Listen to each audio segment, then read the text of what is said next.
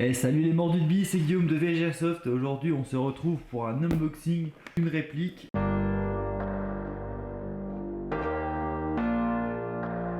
Salut, c'est Guillaume de VG Airsoft. Aujourd'hui, tu peux tenter de gagner ton FNX 45 de chez Tokyo Marui. Pour cela, c'est super simple, il te suffit de t'abonner à la chaîne YouTube de VG Airsoft et à 1500 abonnés, on fera un tirage au sort. Donc c'est parti et bonne chance à tous. Donc on va se déballer ce petit carton, voir ce qu'il y a à l'intérieur. C'est une réplique qui appartient encore une fois à quelqu'un de ma team, quelqu'un qui a craqué. Je vais vous expliquer pourquoi il a acheté ça, pourquoi pas autre chose. On va s'ouvrir ça tout de suite et on va voir ce qu'il y a à l'intérieur. Petit cutter des familles.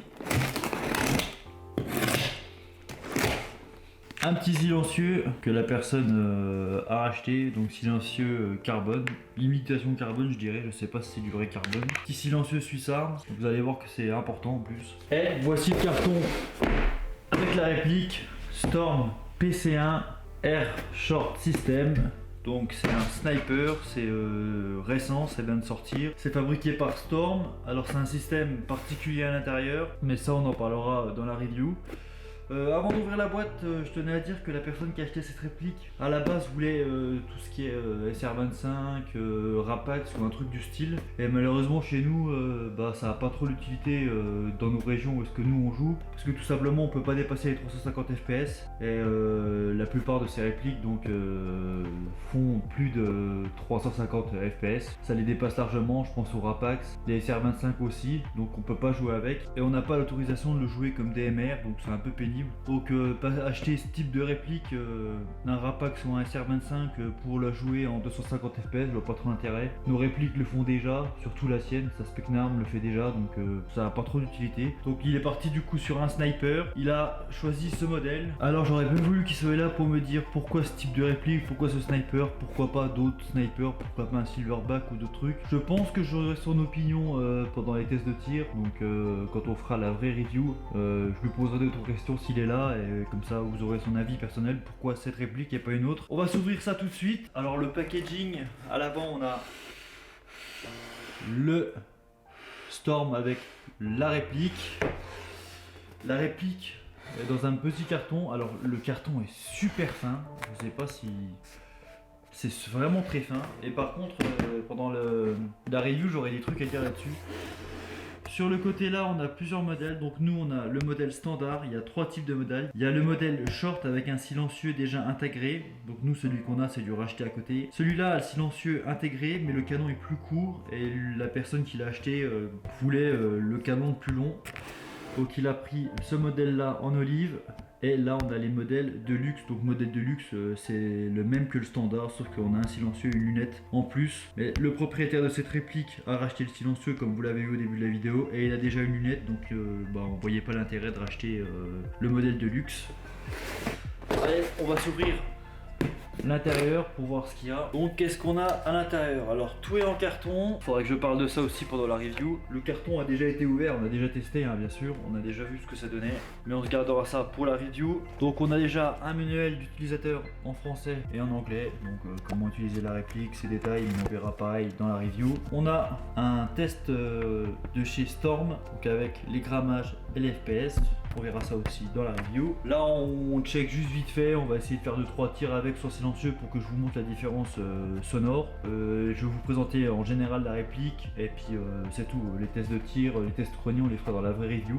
Donc là on a un levier d'armement, donc il existe en plusieurs couleurs si je ne me trompe pas, je crois qu'il existe aussi en rouge, en argent, je crois qu'ils font des pièces détachées en plus. On a un chargeur 55 coups type PSR10 ou VSR10, je me documenterai pendant la review pour voir, mais pour moi c'est un VSR10. Donc 55 coups, c'est beaucoup je trouve, c'est même énorme pour un sniper.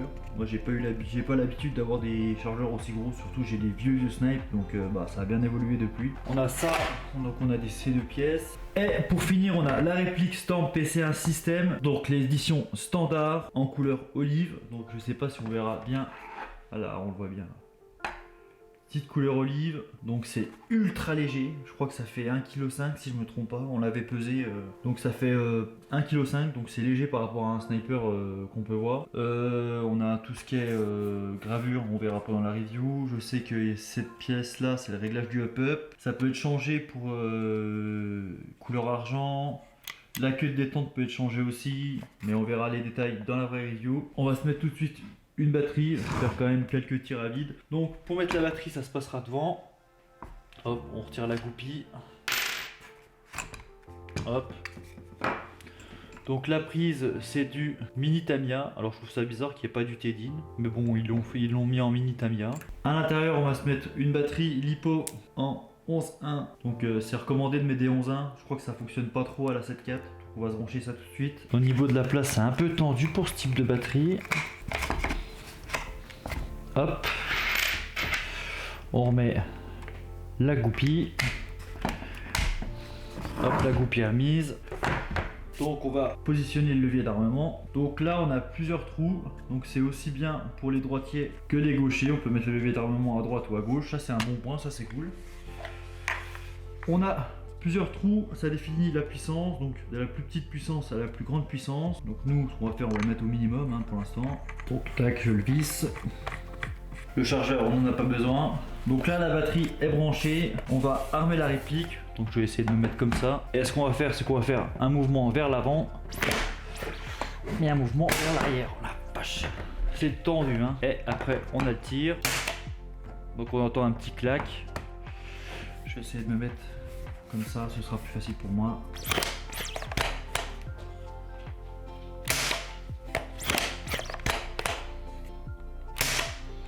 Alors si on change, je sais pas si ça claque plus si je mets plus puissant. Donc là c'est en mode puissance maximum. Ah, je sais pas si ça claque plus fort.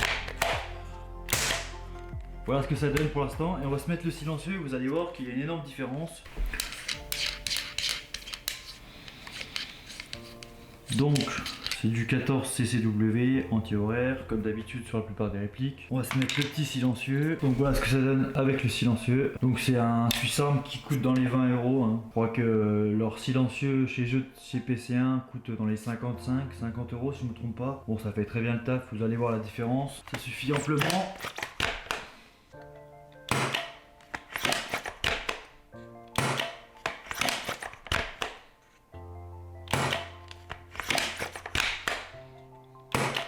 Ça étouffe vachement le bruit, je trouve. C'est mieux.